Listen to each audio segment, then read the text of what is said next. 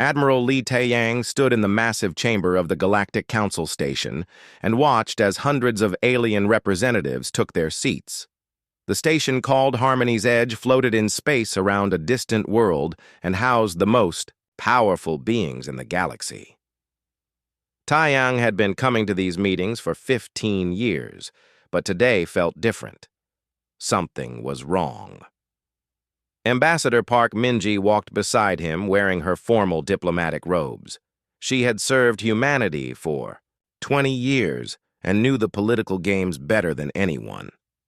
Her face showed calm, but Taiyang could see worry in her eyes.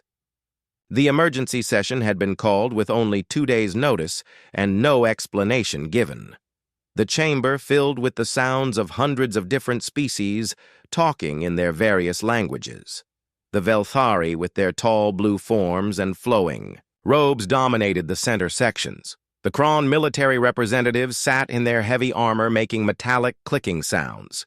Dozens of other species filled the remaining seats, but humans only had 12 representatives in a chamber of nearly 900. High Chancellor Veltar of the Velthari Empire rose from his central podium. His voice carried across the chamber, through the translation devices that every delegate wore. This emergency session will now begin.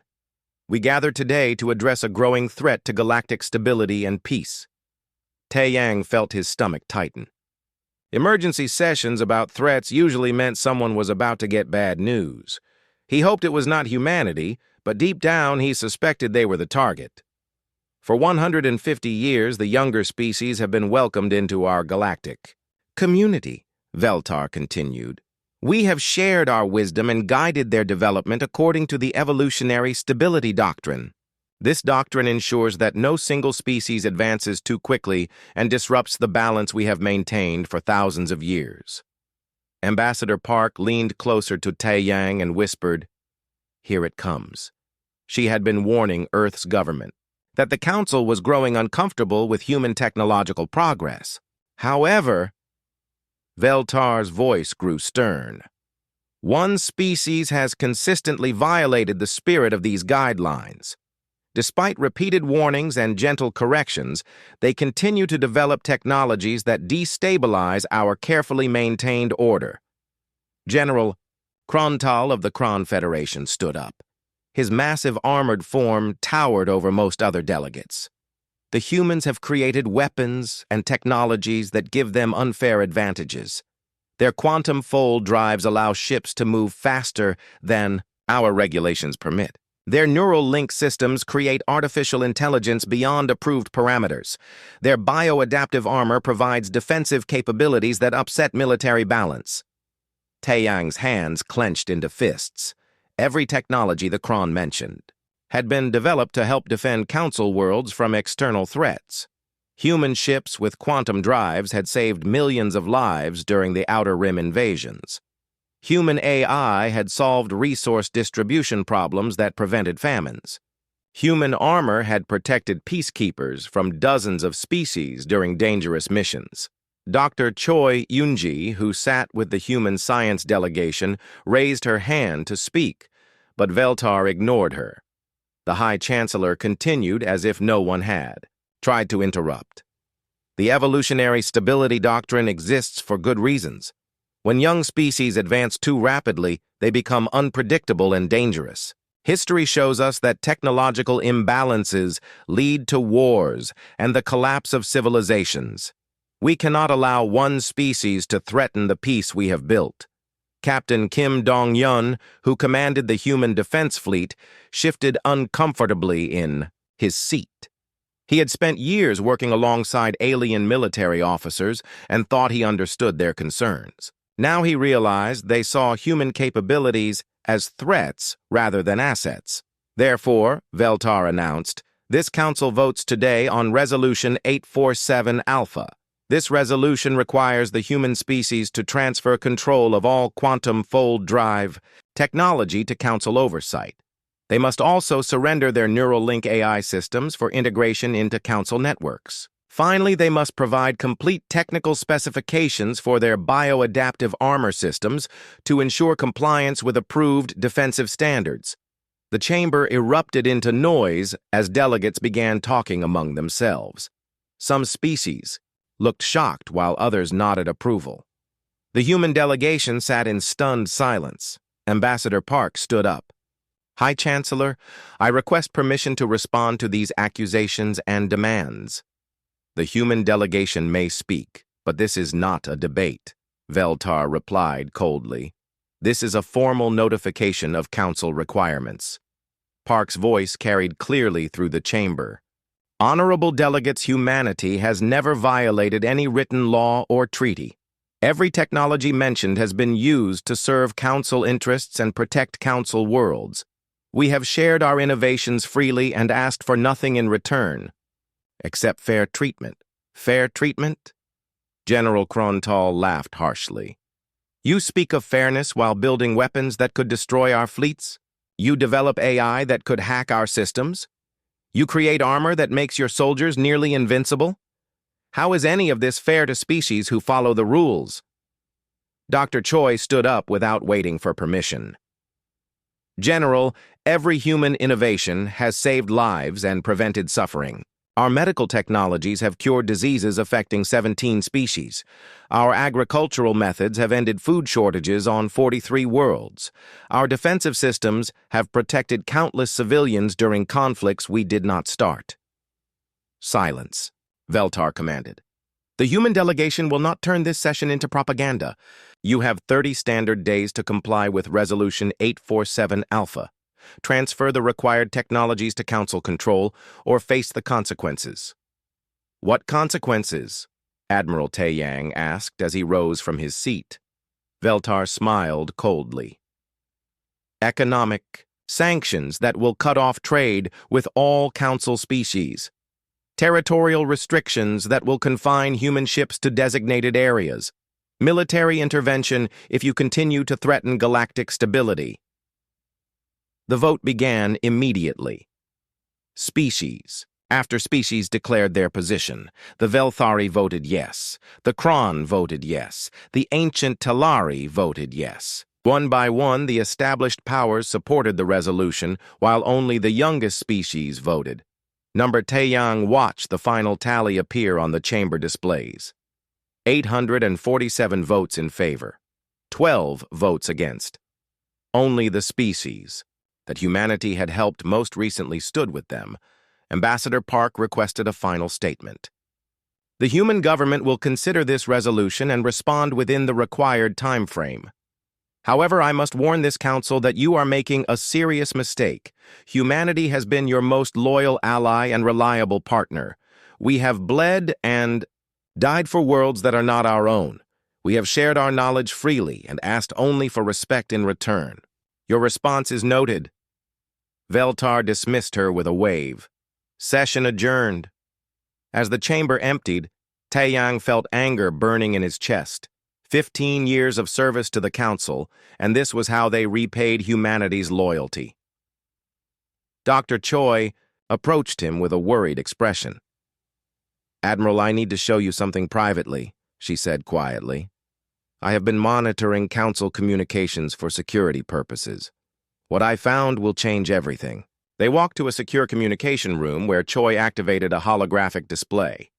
Data streams filled the air showing intercepted messages between various council species.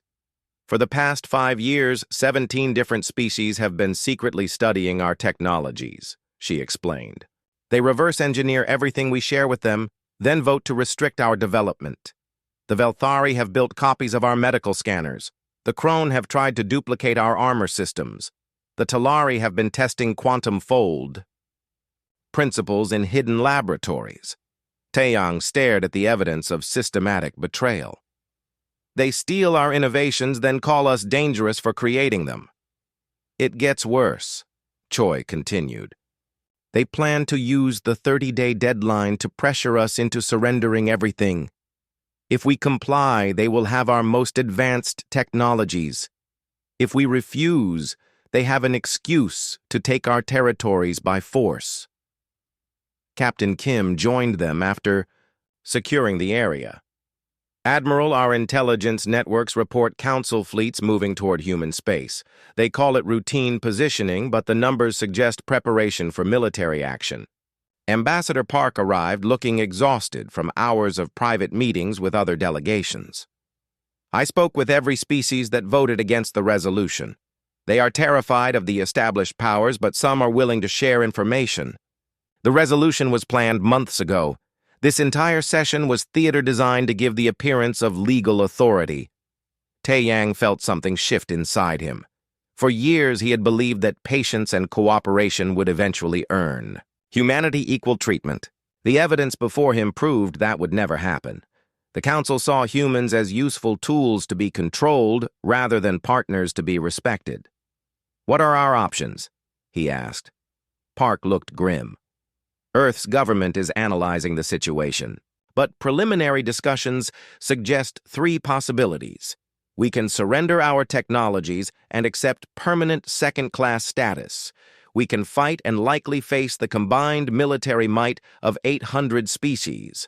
Or we can consider the third option that some radical voices have been suggesting, which is complete withdrawal from galactic civilization. President Yoon Ji-woo sat in the emergency session chamber beneath Seoul and watched as representatives from 200 human worlds argued about their future. The news from the Galactic Council had reached every corner of human space within hours, and the reaction was explosive. Some delegates wanted to fight, while others urged compliance, but a growing number supported the unthinkable option of complete withdrawal. General Han Kyung-min stood before the massive display showing human territories across the galaxy.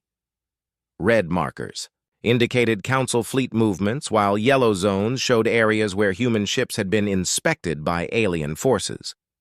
The pattern was clear and threatening. Council forces have intercepted 47 human vessels in the past week, he reported. They claim these are routine security checks, but our ships are being stripped and searched.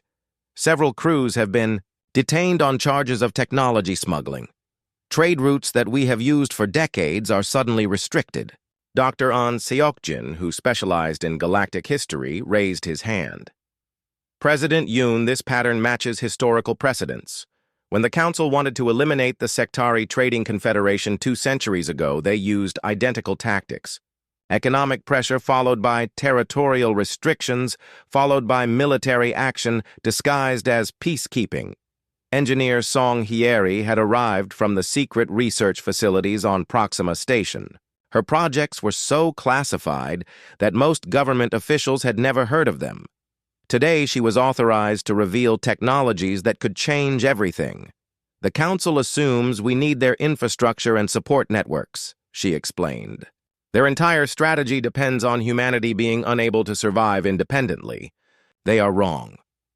President Yoon studied the faces around the table. These were the people who had built human civilization among the stars. They had solved impossible problems and overcome challenges that would have destroyed weaker species. If anyone could find a solution, they could. "Show us what you have developed," she ordered.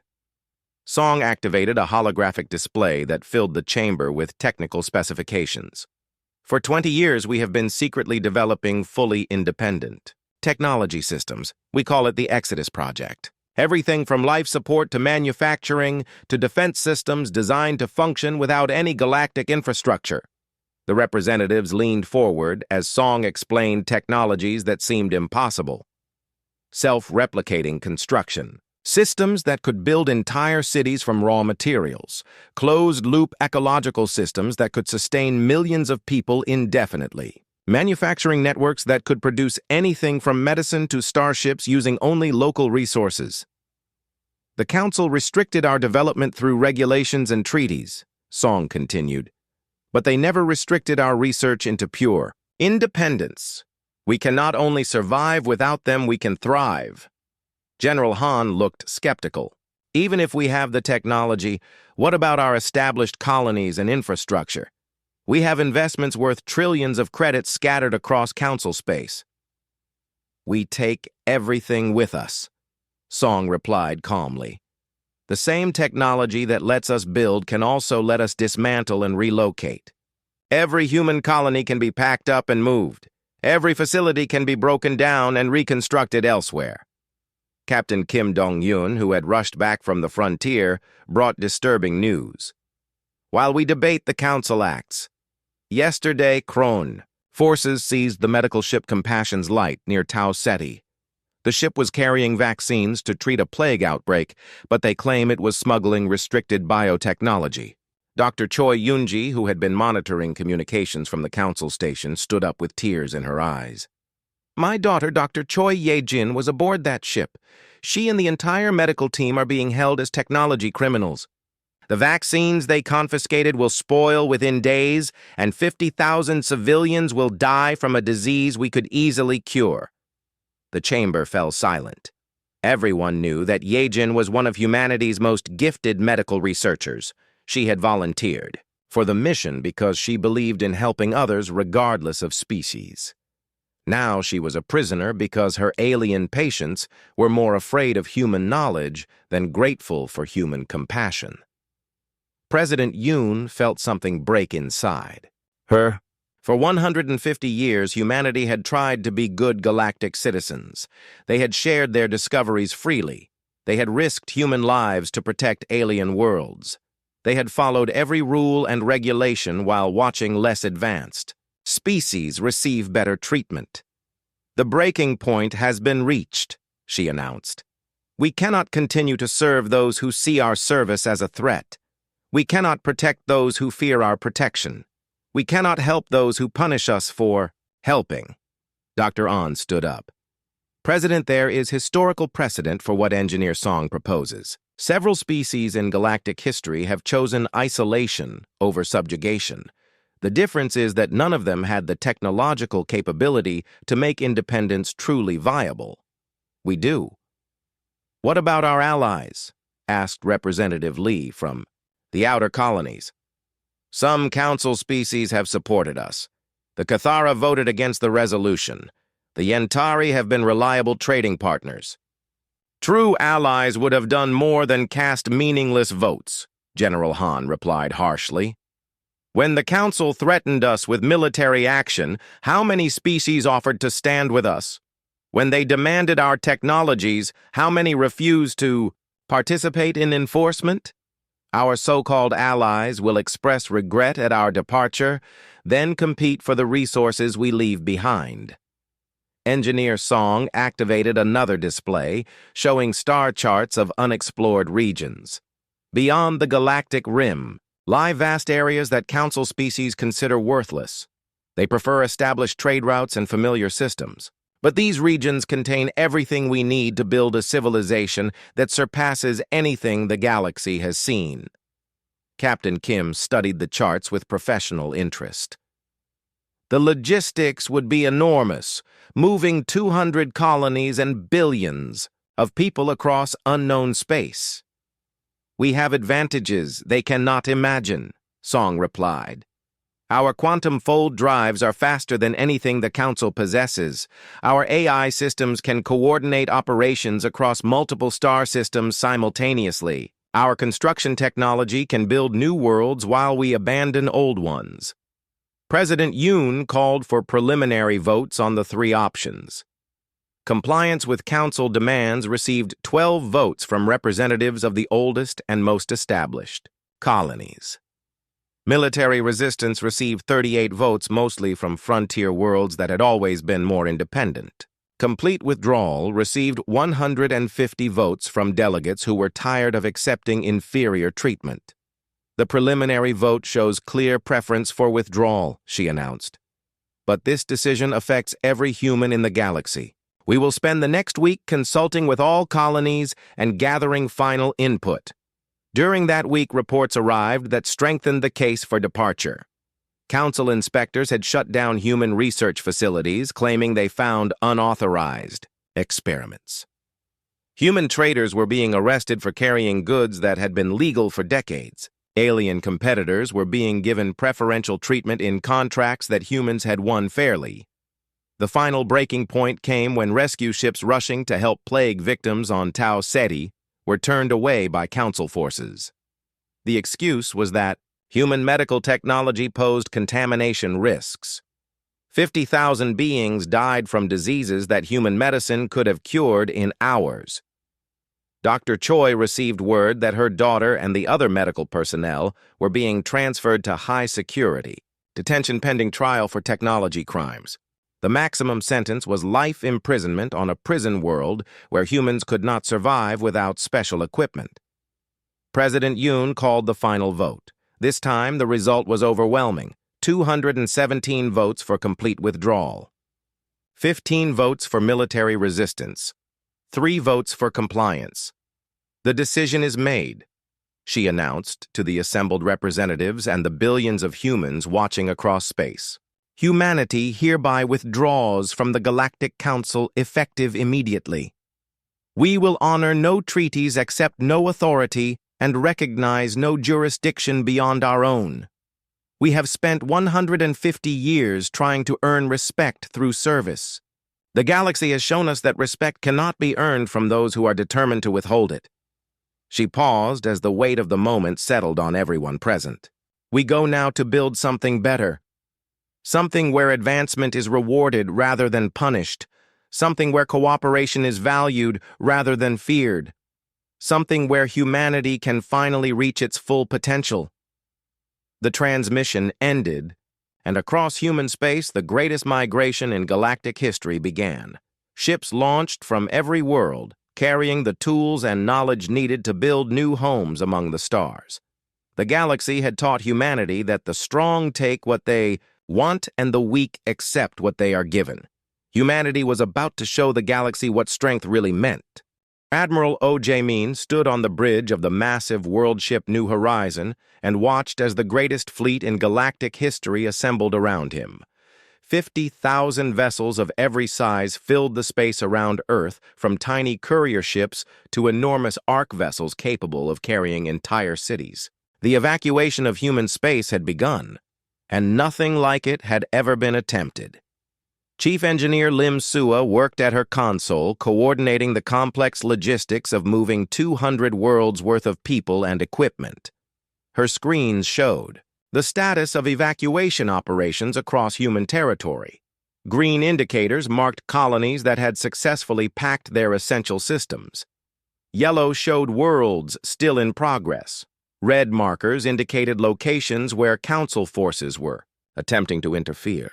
Kepler 442b reports complete evacuation, she announced. Population of 4 million transferred to ARC ships along with their industrial base and ecological systems. The colony infrastructure has been completely dismantled and loaded. Captain Ryu Minho commanded the scout ships that had been exploring beyond the galactic rim for months. His reports described vast regions of space that Council species considered worthless frontier areas, but which contained everything humanity needed to build a new civilization. "Admiral, we have confirmed viable systems in the Andromeda Approach region," he reported through quantum communication.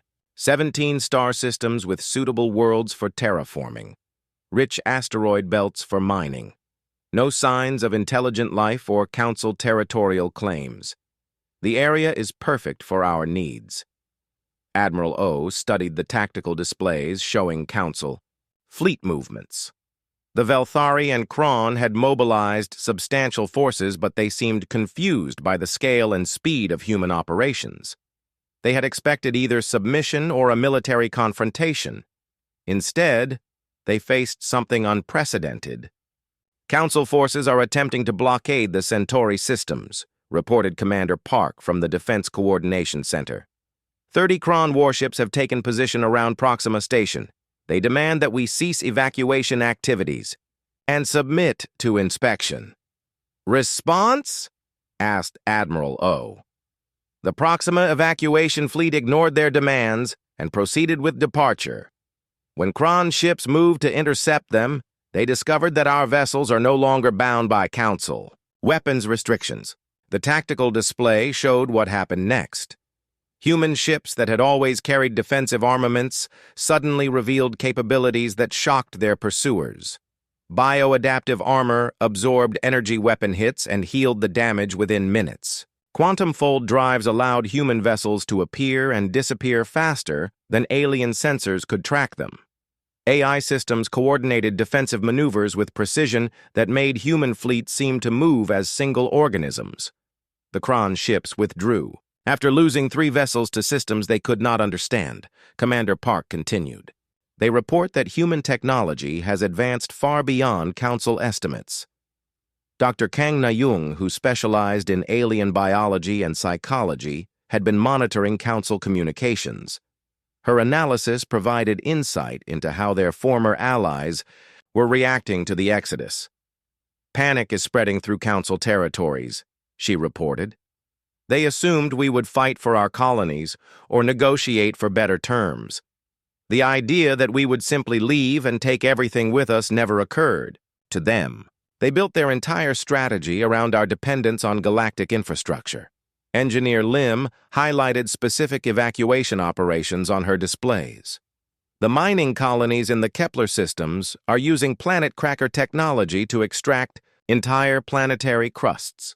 We are not just taking the equipment, we are taking the raw materials as well. When we finish, these worlds will be barren rocks with no value to anyone. Admiral O watched the process on long-range sensors. Massive machines that had been designed for deep mining were being repurposed to strip entire planets down to their cores. Every useful mineral, every rare element, every source of energy was being loaded onto transport vessels. Nothing of value would be left behind. What about the agricultural worlds? He asked. Complete ecosystem transfer, replied Dr. Kang. We are taking the soil, the seeds, the livestock, even the beneficial bacteria. Our agricultural specialists have developed techniques for packaging entire biospheres into mobile greenhouse systems. The Council species that depend on our food exports will face serious shortages. Captain Ryu transmitted new data from the scout fleets. Admiral, I have located a system in the target region that is perfect for our primary settlement. The star is stable and long-lived. 4 planets are suitable for immediate habitation. Asteroid resources are abundant and easily accessible. I recommend this system for the location of New Terra. The name had been chosen carefully. Terra was the ancient name for Earth, but New Terra would be something unprecedented.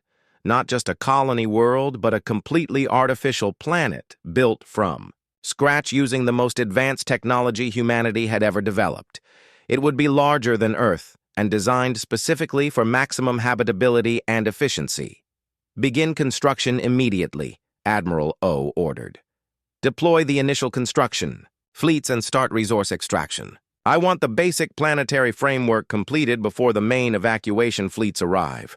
The exodus continued for weeks as human colonies systematically dismantled themselves and joined the migration. The Council tried various tactics to stop or slow the process, but discovered that humanity had planned for every contingency. Economic sanctions were useless because humans were taking their entire economy with them. Territorial restrictions could not contain ships that used quantum fold drives to bypass normal space. Military intervention failed because human vessels were no longer limited by treaties that restricted their defensive capabilities.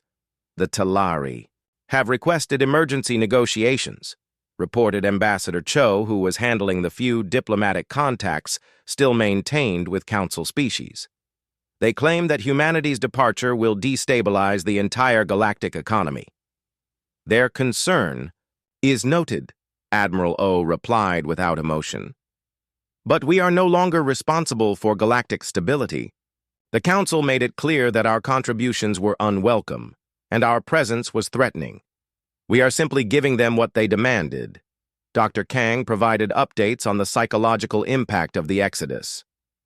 Fear is replacing arrogance in Council territories. They are beginning to realize how much they depended on human innovation and support. Medical systems that relied on our biotechnology are failing. Trade routes that we protected are becoming dangerous. Resource extraction operations that used our equipment are shutting down. Regret comes too late, observed Engineer Lim. They had 150 years to treat us as equals instead of threats. Every opportunity for mutual respect was wasted on suspicion and control. The most dramatic moment came when the last human ship prepared to leave the solar system where humanity had originated. Earth itself could not be moved, but its people and their achievements could be relocated. The final evacuation included historical artifacts, museums, and even soil samples from the home world. Admiral O broadcast a message that was transmitted throughout galactic space as the last transport cleared Earth's orbit. People of the Galactic Council, you wanted us gone, and now your wish is granted. We take with us everything we built, everything we learned, and everything we contributed to your civilization. You taught us that the galaxy has no place for those who advance too quickly or think too freely. You showed us that cooperation is weakness and independence is crime. He paused as Earth fell away behind them, growing smaller until it was just another star in the vast darkness. When you inevitably need our help again, when your systems fail and your problems multiply, remember this moment. Remember that you chose fear over friendship and control over cooperation. We offered partnership and you demanded submission. Now you have neither. The transmission ended and the greatest fleet in galactic history entered quantum fold space, heading for regions beyond. Council authority. Behind them, they left empty worlds and abandoned systems. Ahead lay the promise of building something better than what they were forced to abandon. The galaxy would learn the true meaning of loss when the species they drove away proved to be the foundation that held their civilization together. But for humanity, the exodus was not an ending, but a beginning. They carried with them the knowledge and determination to build a future where advancement was celebrated rather than feared. The stars ahead held unlimited possibilities, and humanity was finally free to explore them all. Director Shin Borum stood on the observation deck of New Terra Station and watched the impossible become reality. 5 years had passed since humanity abandoned galactic civilization, and what they had built in that time surpassed every dream and exceeded every expectation. Below her stretched the surface of New Terra, an artificial world larger than Earth that had been constructed from the raw materials of 17 star systems. The planet was a masterpiece of engineering that demonstrated what humanity could achieve when freed from the restrictions and fears of others. Floating cities drifted through atmosphere specifically designed for optimal weather patterns. Vast parks and forests covered continents shaped according to mathematical principles of beauty and efficiency. Ocean systems maintained perfect ecological balance through technology that seemed magical even to those who created it. Admiral Park Woo-jin arrived from the Deep Space Defense Network, carrying reports from the monitoring stations that watched the galactic rim. The automated systems tracked movements in Council space and provided intelligence about the deteriorating situation that humanity had left behind. The collapse continues to accelerate, he reported. The Velthari Empire has fragmented into 7 competing factions. Border conflicts that human peacekeepers use to prevent have escalated into full wars. 3 minor species have gone extinct in the past year due to conflicts we would have mediated. Dr. Lee Haeun, who directed the Advanced Research Division, had news of breakthroughs that pushed the boundaries of known science. Without council restrictions on dangerous experimentation, humanity had achieved discoveries that their former allies could barely comprehend. We have successfully tested faster-than-light communication across galactic distances, she announced. Real-time coordination between star systems is now possible. Matter conversion technology has reached efficiency levels that allow us to transform basic elements into any material we need. The time dilation research has produced localized fields that accelerate manufacturing processes by factors of thousands. Scientist Jang Min-soo, who specialized in monitoring galactic communication networks, provided updates on Council attempts to contact humanity. Despite their previous hostility, many species were now desperately trying to reach out for assistance. We are receiving approximately 300 formal diplomatic requests per day, he reported. Emergency aid requests for medical crises, military assistance against raiders and pirates, technical support for failing infrastructure systems, economic partnerships to replace collapsed trade networks. Ambassador Cho Min-woo, who handled external relations, had been tasked with developing policies for responding to council communications. The decision was simple, but the implementation required careful consideration. "All requests are logged and filed," he stated. "No responses are sent. The council made their position clear when they demanded our submission and threatened military action. We have no obligation to those who drove us away and no interest in their problems." Director Shin reviewed reports from the various construction projects that were transforming the Andromeda Approach region into the center of a new and unprecedented civilization. 14 star systems now contained human settlements that operated on principles of efficiency and innovation that council species had never imagined. "Terraforming operations are proceeding ahead of schedule," she announced. "We can now transform barren worlds into garden planets within months rather than centuries. Our atmospheric processors work faster than any technology the Council possesses. Our ecological engineering creates stable biospheres that self-regulate and improve over time." Captain Kwon Jisoo commanded the deep survey fleets that explored even further beyond human territory. Her discoveries revealed the true extent of resources available in regions that council species considered worthless wilderness. "We have identified 47 additional star systems suitable for human settlement," she reported. "The raw materials available exceed our current needs by orders of magnitude. We could support a population 100 times larger than current human numbers without straining local resources."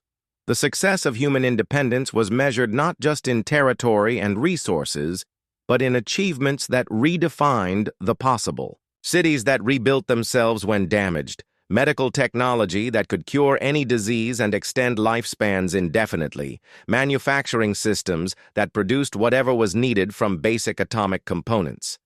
Dr. Lee displayed holographic models of technologies that represented quantum leaps beyond anything developed during the council years. "Gravity manipulation allows us to create artificial planetary systems in deep space. Dimensional storage technology gives us access to pocket universes for resource extraction. Biological enhancement programs have eliminated aging and disease while expanding human cognitive capabilities." Admiral Park provided strategic analysis of how these advances affected humanity's position relative to their former allies. "Our defensive capabilities now exceed the combined military might of the entire Galactic Council. A single human warship could defeat any Council fleet. Our weapons technology has advanced beyond energy-based systems to direct matter manipulation. Our shields operate on principles that make conventional attacks ineffective." The contrast between human success and galactic decline was dramatic. While humanity built paradise worlds and achieved technological miracles, the Council struggled with problems that human presence had previously solved. Trade routes became unsafe without human patrol ships. Research projects stagnated without human innovation. Diplomatic crises escalated without human mediation. Director Shin reviewed intelligence reports about specific council worlds that had particularly supported the restrictions against humanity. The Krone homeworld is experiencing civil war as different military factions compete for resources. The Velthari capital suffers from economic collapse as their trading networks fragment. The Talari colonies face starvation because their agricultural systems depend on technology they can no longer maintain. "Ironic justice," observed Dr. Lee. "They feared our advancement would destabilize their civilization. Instead, our absence has achieved what our presence never could." Engineer Song Hyeri, who had developed much of the Independence technology, arrived with reports from the newest projects. "We are beginning construction of the Dyson sphere around the new Terra Systems star. When completed, it will provide energy resources that dwarf the output of entire galactic sectors. Our population can expand by millions of times while maintaining perfect living standards." Ambassador Cho shared the most significant intelligence breakthrough of recent months. "Our monitoring systems have detected systematic attempts by Council species to reverse engineer abandoned human facilities. They are trying to recreate our technologies from the empty installations we left behind. Success has been limited because they lack the theoretical understanding that made our innovations possible. Let them try, replied Admiral Park. The equipment they salvage represents technology from 5 years ago. Our current capabilities are generations beyond what they are struggling to copy. The psychological reports from Dr. Kang showed how profoundly the Exodus had affected both human and alien populations.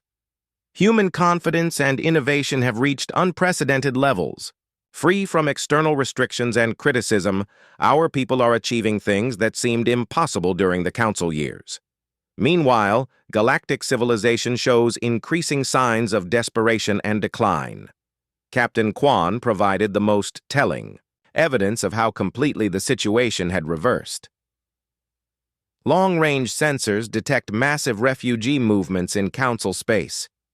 Billions of beings are fleeing from conflicts and disasters that multiply without human intervention.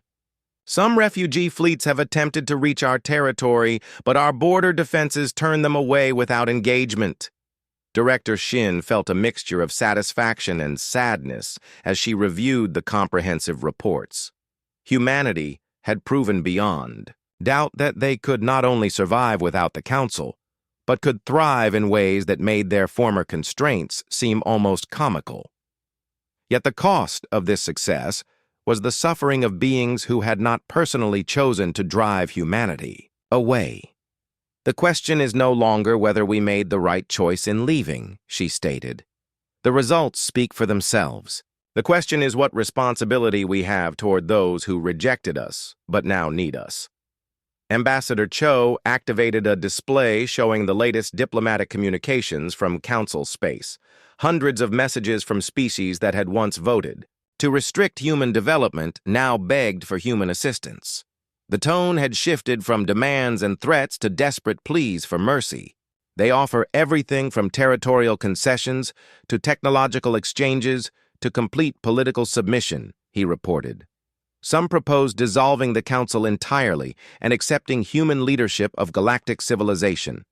Admiral Park reviewed the military implications. We could return to Council space as conquerors rather than partners. Our technological superiority would make resistance futile. We could impose whatever terms we choose and none could oppose us. Dr. Lee considered the scientific opportunities. Access to Council territories would provide research opportunities and resources that could accelerate our development even further. Premier Baek Sujin stood before the Human Confederation Council as representatives from 300 worlds debated the most important decision in their species' history. 10 years had passed since humanity abandoned galactic civilization, and now the time had come to determine what relationship, if any, they would have with the collapsing remnants of the Council territories. Fleet Admiral Jang Tai-hoon presented intelligence reports that painted a picture of complete systemic failure. Across former Council space, the situation has deteriorated beyond our worst projections. The Galactic Council as a governing body has effectively ceased to exist. Member species fight among themselves for resources and territory. Billions of refugees flee from conflicts that multiply without resolution. Dr. Moon Yuna, who specialized in rehabilitation science, had spent months analyzing whether galactic civilization could be saved. Her conclusions were sobering. The damage is approaching irreversible levels. Infrastructure decay has reached critical mass. Economic systems have collapsed beyond easy repair. Social structures that took thousands of years to develop are fragmenting rapidly. Captain Kwon Jasu had led the first human expedition back to Council space since the Exodus. What she found shocked even those who expected the worst. Her ship, the Redemption, had visited 17 former Council worlds and documented the scale of civilizational collapse. SciFiPrime once housed 50 million beings and served as a major trading hub, she reported. The population has dropped to 3 million survivors living in primitive conditions. The spaceport is abandoned and overgrown. Most advanced technology has failed due to lack of maintenance knowledge that humans had provided. Velthari Central was the heart of their empire. For millennia, she continued, civil war has reduced the capital to ruins. Different factions control different districts and fight constantly over the remaining resources. The grand libraries that preserved galactic history have been burned for fuel. Representative Kim from the outer colonies raised the question that divided human opinion. Do we have any moral obligation to prevent the complete extinction of galactic civilization? Many of these beings never personally voted to restrict us or drive us away. Premier Bayek had wrestled with this question for months. The easy answer was to let the galaxy burn and focus entirely on human prosperity. The harder answer required consideration of what humanity wanted to become in the universe.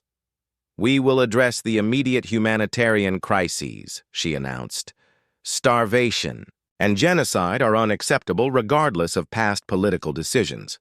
However, we will not restore the systems that created this situation or return authority to those who proved incapable of responsible leadership. Fleet Admiral Zhang outlined the military realities that would govern any intervention. Our technological superiority is absolute. A single human battle group could defeat the combined remaining fleets of all former Council species. We can impose whatever terms we choose because no force in the galaxy can resist us. Ambassador Cho, who had monitored diplomatic communications, provided updates on the increasingly desperate requests for human assistance. Delegations from 47 species have traveled to our border requesting meetings. They wait in refugee camps on the edge of our territory, hoping for any form of contact. What do they offer? Asked Premier Bayek. Everything, Cho replied simply. Complete technological surrender, territorial concessions that would give us control of half the galaxy, political submission that would make humanity the ruling species over all others. Some even offered to become human colonies rather than independent nations. Dr. Moon analyzed the psychological state of the former Council leadership. Desperation has replaced arrogance, but understanding has not replaced ignorance. They still think in terms of power structures and dominance hierarchies. They cannot conceive of cooperation based on mutual respect rather than fear. Captain Kwan had brought back refugees from her expedition. Representatives of species that had supported humanity during the Council years but lacked the technology to evacuate when conditions deteriorated. Their stories provided personal perspective on the galactic collapse. The Cathara delegation leader tells me that 60% of their population has died from diseases that human medicine could have prevented, she reported. The Yentari ambassador says their agricultural systems have failed completely and they face extinction within 2 years without assistance. Premier Bayek felt the weight of decision pressing down on her. The easy path would preserve human isolation and let galactic civilization die from its own mistakes. The harder path risked human lives and resources to save beings who had demonstrated poor judgment and worse gratitude. We will intervene, but not as rescuers returning to restore the old order, she decided. We will establish protected zones for refugees and provide basic humanitarian aid. We will share medical and agricultural technology to prevent mass starvation and disease. But we will never again accept external authority over human actions. Fleet Admiral Zhang received authorization to deploy humanitarian fleets throughout the former Council territories. Human ships carrying medical supplies and food processors began appearing at worlds facing extinction-level crises. The aid came, with no political demands and no requests for payment or gratitude. Our response sends a clear message, Premier Bayek explained to the assembled representatives. We choose to be better than those who drove us away. We will not let genocide occur even among our former enemies, but neither will we rebuild the systems that created this disaster. The climactic moment came when a massive diplomatic convoy arrived at the new Terra system carrying the surviving leadership of major Council species. Former High Chancellor Veltar of the Velthari traveled in a refugee transport rather than a state vessel. General Krontal came not as a military commander, but as a desperate supplicant seeking aid for his dying people. Premier Beck received Them in the Grand Assembly Hall of New Terra, where representatives of 300 human worlds witnessed the final reversal of galactic power. The beings who had once demanded human submission now prostrated themselves before human leadership.